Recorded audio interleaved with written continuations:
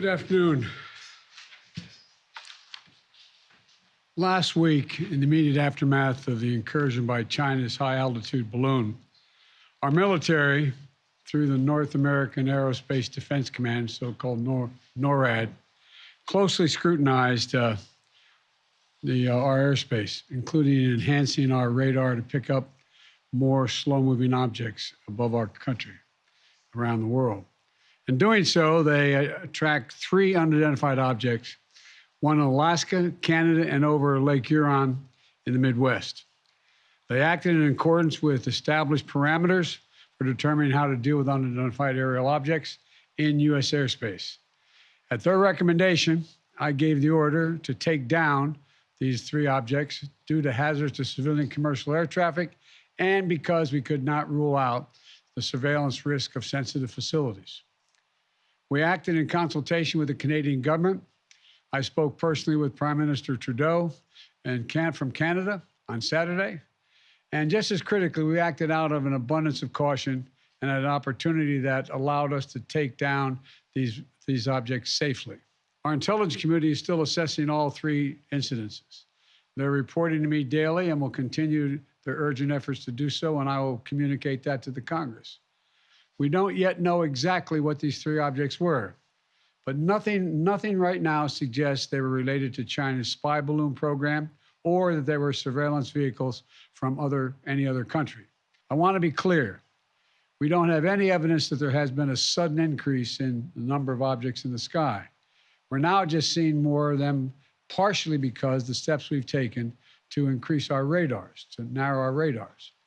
And we have to keep adapting our approach to dealing with these challenges. That's why I've directed my team to come back to me with sharper rules for how we will deal with these unidentified objects moving forward, distinguishing between those that are likely to pose safety and security risks that necessitate action and those that do not. But make no mistake, if any object presents a threat to the safety and security of the American people, I will take it down. I'll be sharing with Congress these classified policy parameters when they're completed, and they'll remain classified so we don't give our roadmap to our enemies to try to evade our defenses.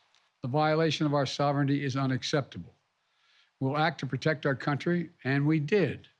Now, this past Friday, we put restrictions on 6 firms that directly support the People's Republic Liberation Army, the People's Liberation Army Aerospace Program.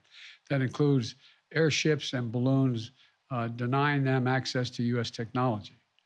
We briefed our diplomatic partners and our allies around the world, and we know about China's program and where their balloons have flown.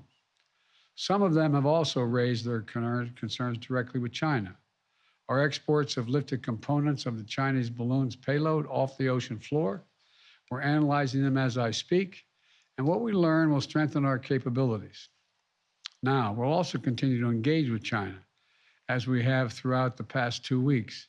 As I've said since the beginning of my administration, we seek competition, not conflict with China. We're not looking for a new Cold War, but I make no apologies, and we will compete. And we'll responsibly manage that competition so that it doesn't veer into conflict. This episode underscores the importance of maintaining open lines of communication between our diplomats and our military professionals. And I expect to be speaking with President Xi, and I hope we're going to get to the bottom of this. But I make no apologies for taking down that balloon. Thank you very much.